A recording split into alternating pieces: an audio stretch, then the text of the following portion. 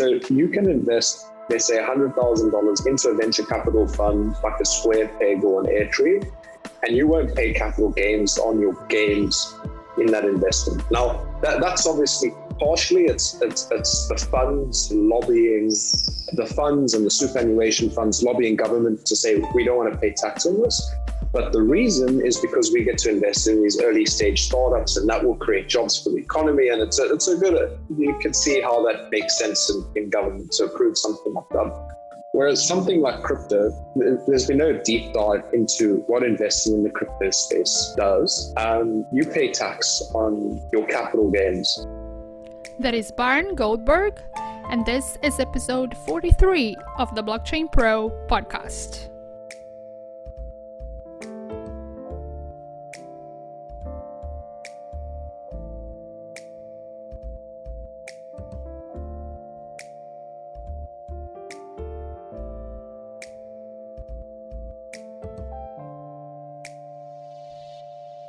Hello and welcome to episode 43 of the Blockchain Pro podcast. I'm Adriana and our guest today is Byron Goldberg. You know that saying about luck being the culmination of preparation and opportunity?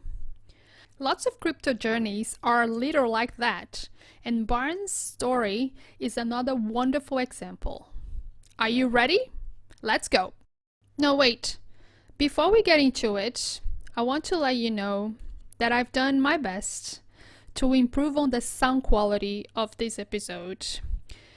Problem is with online interviews, especially when everyone is working from home and suffering from low bandwidth, it's really hard to get a crystal clear sound sometimes. I've made some improvements and hopefully in future episodes we won't have this problem. But for today, I apologize to your ears in advance and hope you get through it. Now, let's go. Hi, Byron. Hi, Adi. How's it going? Yeah, all well, thank you. All well. How about you? Yeah, pretty good. I'm enduring. Thank you for having me on the show. Thank you so much. Let's dive right in and go back in time about what you were doing before you started not only working in crypto, but before you discovered crypto. How did that look like? Okay, so let's go back a couple of years. I was working at EY as an accountant. All right. Not too proud of it, but that's what I used to do. And I can't remember how I got introduced to crypto or to the world of crypto exactly, but I had a couple of friends at EY and we discussed it, and it just carried on growing and growing. And they used to speak about blockchain at EY, but they didn't explain it properly. We didn't have any idea what they were talking about. So we did our own research and we got immersed into this world in about 2016. There were 3 or 4 of us. And we then started investing a little bit, obviously just our own money. We started reading white papers and obviously Bitcoin. So some people have a big story about how they learned about Bitcoin. And I don't have such an impressive story about that. It was more learning about Bitcoin and cryptocurrency and the ICOs as well. Learning about the technology, the Bitcoin technology. I think I listened to a Nick Szabo podcast. It may have been on a Tim Ferriss podcast with Nick Szabo about Bitcoin. And I do remember him talking about how the blockchain becomes like a spider web, and the spider starts in the middle, and each time it goes out, it gets stronger and stronger, and it gets harder to go back and retrace. Anyway, so we then started to do this, and people started getting interested in it. And I think we started a WhatsApp group, and then WhatsApp became too small. So we moved over to Telegram, and people just used to ask us questions. So then we started hosting these little meetups, and people started saying, okay, well, how about you just invest for us instead of us doing it ourselves? Because you have to buy Bitcoin on Luno, and then you have to send it somewhere else to buy Ethereum, and then you have to take Ethereum and get into an ICO or whatever. So the 4 of us set up this little fund which we didn't charge any money for it. We just it was more of an educational thing. And at one stage, we had over 100 fund members, and we'd have weekly meetings, and we sent out monthly statements, and we tried to create a portfolio that was had a bit of the blue chip cryptos. We didn't invest in ICOs for the guys, but we invested in a couple of smaller staking projects and things like that. That was pretty much my intro into crypto. We did that on the side and on the weekends while I was at EY. And then just before we obviously started seeing traction, and just before I'd done the research into actually turning it into a business and turning it into a real fund, like an unlisted fund, and the market crashed. And at that stage, it was like early 2018. And the thought was, okay, well, crap, nobody's going to give us more money now. And especially if we are going to sell our own crypto now because we think that it's going to continue to go down, we don't think now is the best time to start a fund. So we just managed what we had. We just continued to send out statements and do a bit of research and things like that. And obviously some people wanted to withdraw their money, so we had to go through the withdrawal process. So it was very admin intensive, but a very great intro into crypto and a bit of fund management and lots of lessons learned, especially at that time, right? For the ups and downs. Exactly. Were you living in South Africa at the time, or? Yeah, so I was living in Johannesburg at the time. Okay. And then a couple of years later, that was that. My contract at EY ended. I did a bit of a stint with them in New York. And then I moved over to Australia a couple of years ago. In between New York and Australia, I traveled for about 3 months. On that trip, I was in a taxi in like Guatemala somewhere, and we were driving through the mountains, and I thought, okay, I'm quite a nervous flyer, not horrendously nervous, but I'm also, if we're in a dodgy little bus in Guatemala going through the mountains and the bus driver's taking corners way too fast, I need something to just to take my mind off of the car ride. So I thought, okay, what job would I absolutely love and would I be good at? And I thought, you know what, Luno. I've enjoyed using their business in in South Africa. I used to use the app. That's how I got the crypto. So I went onto the website. I saw they were hiring for a role in the UK. And I thought, okay, I don't want to go to the UK, but how about I send a letter to the CEO, and I send them my CV and I tell them the plan in this letter. And the plan is, I'm going to Australia.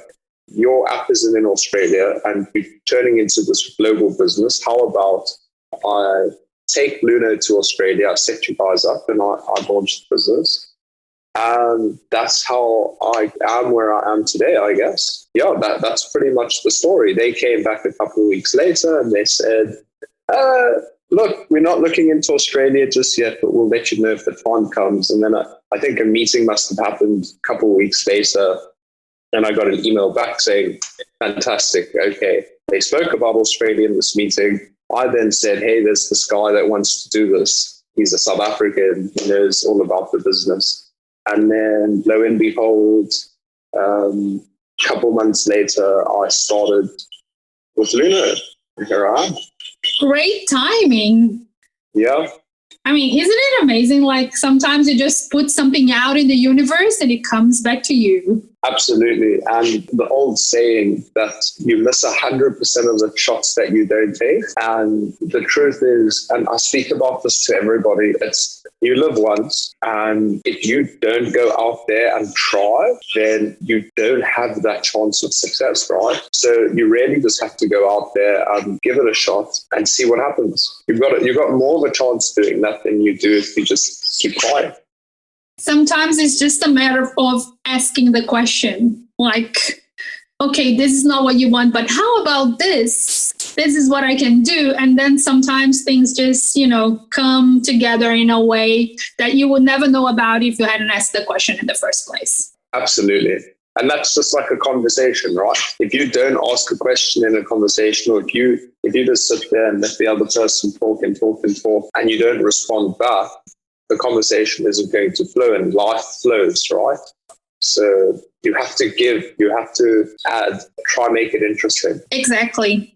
So you got to Australia, brand fresh off a plane, with the mandate of implementing or launching Luno in the market. And I'm sure that has been quite interesting. I remember more or less when I started seeing Luno signage all over the city, and people started to sending me text message saying, hey, Bitcoin, Bitcoin, Bitcoin. And I'm like, yeah, guys, Bitcoin. So tell me a little bit more about how crazy it must have been to, just digging into the market. Okay, so there was obviously a lot of work that happened before that. There was a lot of work on the product side, getting the product ready, making sure people could deposit and withdraw.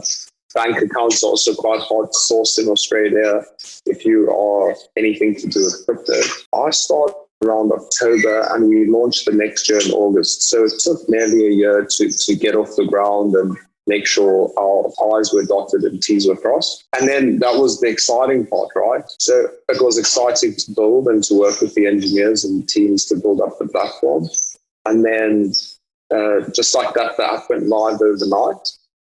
And I was very fortunate, or Luno was fortunate, that we launched in August. And I think it was around middle of September that DCG actually acquired Luno. So I'm not sure if you know who DCG are. And most people would have heard of Grayscale or the GBTC Trust, Coindesk, and Genesis. Maybe not Genesis, but Genesis and Foundry, who are the USA miners. So DCG is actually the holding company of that portfolio of companies.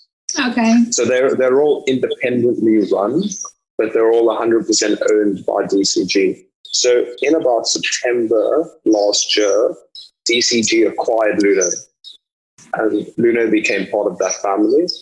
And that essentially, Luno was a startup or a scale-up. I'm not sure if you've spoken to many startup founders, but half your job is to just make sure that the business has enough money for the next day of operations. So the business went from having to search for capital. During COVID, we really looked at like how to cut costs just on small things. Like you'll have subscription. Let's say, for example, Slack charges a subscription per user. And obviously we didn't cut Slack, but there's subscriptions like that we saw, okay, maybe we don't need that. So we went from that mentality to, okay, DCG now owns Luno, and they're a great company to work with. They're a very strong company. It's run by Barry Silbert, who is like up there in the crypto world of thought leaders. And them being a big company obviously changed the game for Luno, because it allowed the company to stop focusing on searching for capital and making sure that, and it was, okay, here's some budget, and we want people to now know about Luno, and we want to shout out about Luno. So that's the advertising that you're speaking about came off the back of that acquisition. That actually was done up relatively quickly internally, but sourcing the media and trying to make sure that the message fits, that sort of stuff took a couple of weeks. And that was that. We then went to market with that campaign, and it worked out extremely well. Everybody knows about if you see Bitcoin on a bus, it's time to buy adverts. And I think we got our wrists slapped a little in the UK for it, but they were fantastic adverts. People got pictures sent to them, tweets. That was a very fun time. And what was amazing was that was at the beginning of the bull run last year. When we launched that ad, I think Bitcoin was at $10,000 US. And then we launched the second set of ads, and Bitcoin was at like 20 or 30,000. And it was right at the beginning. So if you just listened to us, you would have done really well. pretty much. And did you see a big growth in the Australian market with that campaign? And, how is it going for you guys here? Because you have some pretty heavy, local competitors. So the one thing about the local competitors is they're brilliant and they're all run by really nice people. What's been nice is, I guess, even the best thing about Australia is, sometimes you can feel like a foreigner in a different country. Like you can go to Italy and you can pick, okay, these guys don't even want to speak English to me, right? And you go to Australia and all these exchanges and all these businesses, you think that they're going to just shun you for not being from Australia, even though I've been a resident or permanent resident since I was 2 years old. I think when I was 3, I was in a pram and I threw my milk bottle or my juice bottle over the Sydney Opera House into the ocean.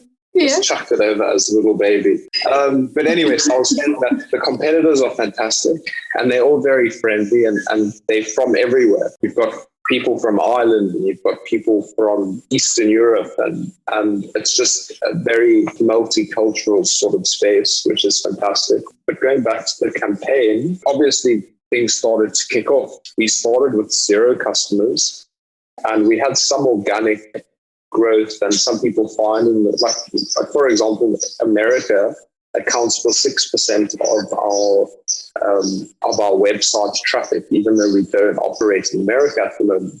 And that's just organic. We've got good content on the website. So organically, we were getting maybe 100 new signups a month, even though they couldn't use the platform. And then the marketing campaign really took Luno to the next level. It took us from 0 to 1. It's been growing, obviously. During that period, we grew extremely fast. And now things have slowed off a bit as the market's pretty much slowed down. But yeah, that campaign did work pretty well for us. And it certainly won't be the last campaign. Of course not. There'll be many other bull runs to ride on to the future. Exactly. All right. So what has been some of the challenges for you since starting working in the space? So the first challenge, obviously, that comes to mind is banking. And I don't think it's a crypto-only thing. It's a fintech in general issue that we face. Banking is difficult. Lots of people say, just when you submit your documents, make sure that your documents are fit and proper and they're what the banks want to see. And the response is always, okay, but we can't even get to the stage of submitting our documents.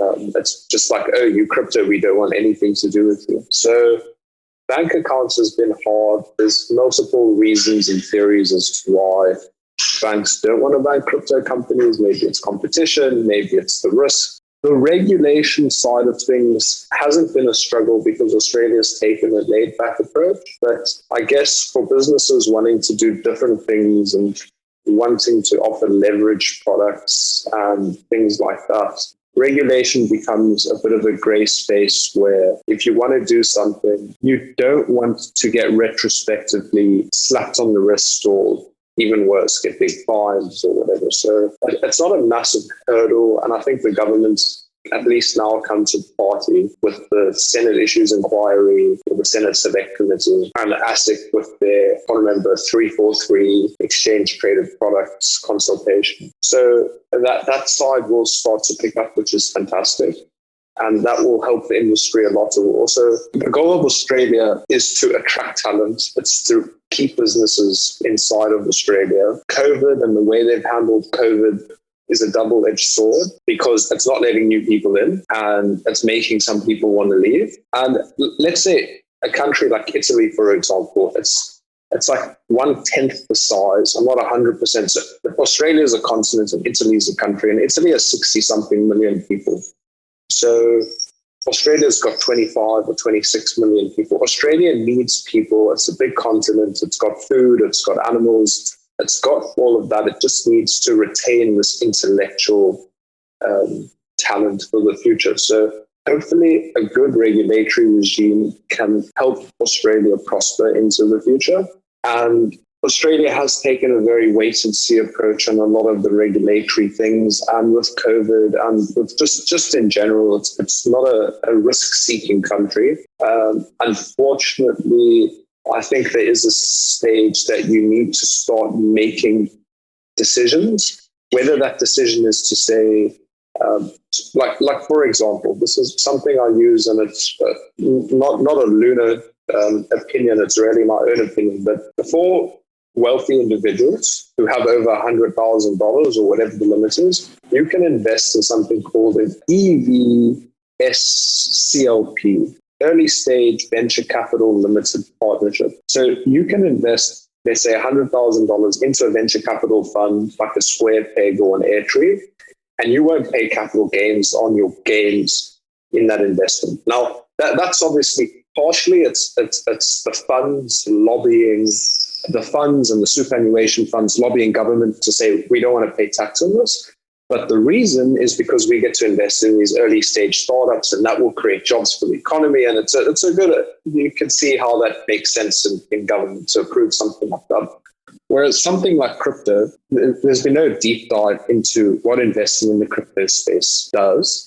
You pay tax on your capital gains. Now, this is just a thought. This is just like a mind experiment. If you invest in something like Ethereum in the early stages, and that Ethereum turns into a multi-trillion-dollar asset class that supports the world's ecosystem, why should you not be able to get some sort of tax benefits on that? Because you've helped to bootstrap that network. You staked your tokens to make sure that that network was secure, which has created all these jobs as well, and it's created an industry. So when I talk about the regulation space, it's not that it's a problem. It's just if the government as a whole really embraced it a lot more, I do think that the space could grow a lot quicker, and we could see people saying, hey, we don't want to be in Singapore. It's way too hot. You're sweating the whole day. Let's move over to Australia where it's hot during the day, but it's cold in the evening. And let's move our headquarters there. Let's bring talent. Let's kickstart this ecosystem. I think that is the power of regulation or legislation. It can really make a difference between where you want to have operations, or as a startup specifically, or as a DAO, or as a DeFi product. And so again, back to your question, not really a challenge, but it is something that can be improved on to really get the ecosystem going at a lot faster of a pace. Let's say if regular people are having capital gains with their crypto investments, and the government wants to give people government incentives. So instead of charging people capital gains for they're playing with crypto, they should just be grateful that people have capital gains so they don't depend on the governments to live their lives. So back into that, and this I'm very passionate about. I think the government in Australia absolutely messed up with the way they implemented JobKeeper and JobSeeker. And I personally know people, and I think everybody knows people, that saw it as free money. There were no real controls over it. If there's a very small government that says to 26 million people, hey, you can go out and just claim free money, but you've got to give us a couple of documents. Some people were earning a certain amount of money per month, but JobSeeker paid higher than what their normal salary was. And those people are saying, well, screw that. I'm just going to sit at home. I'm going to collect these payments. I was only working part-time as a secretary 2 days a week, and the rest of the days I was at home and tending to my family or whatever. And those people earned a decent amount of money, and that money just came from the government, right? And the problem is the government is a business. The tax is the revenue department. That's why in America it's called the Internal Revenue Services, or the IRS. And it's the revenue stream of the business that is the government, right? Apart from obviously the central bank that just can't print money. And that also is just revenue. But there's the expenses, which is just sending out money for free and giving people money for JobSeeker and JobKeeper. You've got this huge expense, but as a business, you need to make sure you're making a profit. So all of a sudden, the tax will go up, and it's taxing the generations into the future. And that's an argument we've heard a lot about. But when it comes to crypto or capital gains tax, on principle, I'm not even sure. And I study tax at university, and albeit South African tax, it's all common law nations. And once you've earned your salary and you've earned your income, you've already paid tax on that money. So I don't know if I 100% subscribe to tax on capital gains into the future on that money that you've already paid tax on. Anyways, that's a story for another day. But you now have to support the government's poor control of managing money. And for them, it's not a question of, okay, do we think that this money will enable people to buy houses in the future? Or does this bootstrap the network and really create more jobs into the future? We need to plug a hole that we created by handing out free money. And we see that there's a potential to collect $1 billion worth of tax. So that's how we're going to plug the hole. And I think that's as simple as it is for government. But the truth is there's a more philosophical and strategic way to think about it. But unfortunately, it's just not in the current mandates of the tax authorities or the government at the moment. Yeah, I don't think governments tend to think very strategically when, their governance terms are very short. So they are thinking about what they're doing this year, next year. But, 20 years from now, government doesn't really care. That's my personal opinion. And I think that is backed up, if I'm not mistaken, in somewhere like China, where you'll have somebody run the country for a term of 10 or 20 years. It allows them to have a 20-year strategy and plan that out and not have to suffer all the bureaucratic nonsense that often just politics becomes. Whereas in a country where you have a 3 or 4 year term or even less, it's really, okay, how do I secure the next term? It's not looking out for the best of the 26 million people. It's looking out for the best of that one person. And it becomes a gamble as well now. So just think about COVID, for example. Somebody, whether it's the current prime minister or when he most likely gets kicked out, the next prime minister, who's going to open the borders? Because if Scott Morrison opened the borders today and the cases went to 20,000 cases a day, he will 100%. He's put the date on his tombstone, right? Yeah. But if it's the next prime minister, they're not going to do it either, because will they then survive their term, or will they just get shouted at in Parliament every single day? So it's this long-term versus short-term strategy, and there's honestly a lot of things wrong with the world. And I think the way politics is handled, like tech companies are doing things and changing in an agile way every single day, and laws and regulations, just in general at a philosophical level, are still dated back hundreds of years. And we know that laws have been created in the past that were absolutely wrong and needed to get changed. And there were laws on slavery and laws on females not being able to partake in sports events, right, and not being able to vote. And just because something is the law today doesn't mean it's right. And just because something is the way of doing something today and yesterday doesn't mean it's the way we should be doing it tomorrow. Unfortunately, we just need people to see things in a more liberal way and be able to want to deal with it differently and not just stick with the status quo. But that's one good thing that crypto, I think, brings to the world. It's like this thing that now everybody's challenging everything and inventing new ways of, managing organizations and making them decentralized and making sure that a lot of people have a voice and not just the people that, are the top. Everything is changing. And that's I think we're living really interesting times because of that, because people understand that things should not be forever and we should always challenge the status quo. Absolutely. And I think that people from an older generation or just an individual who doesn't understand the space will say, oh, DeFi is trying to get rid of banks and DeFi is anti-capitalist and it's just a way for criminals to interact with one another. But it's really just a bunch of software developers, extremely smart people who understand what this technology can do. And they're creating it's really a better financial system. And of course, there is horrendous user experience. And there are things that are still yet to be properly figured out. So, for example, you can give a bank $1,000 and they can give you a $10,000 loan, which means that you are geared up by 10 times or 9 times. And if you do that in the DeFi space, you are normally putting in $10,000 and only getting back $5,000 loan, which is kind of counterintuitive. But things like that still need to get solved for.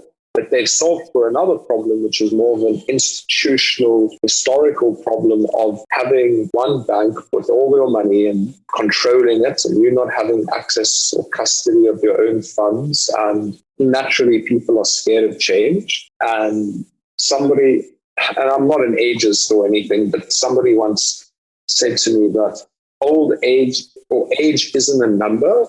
It's more of whether or not you're willing to learn new things.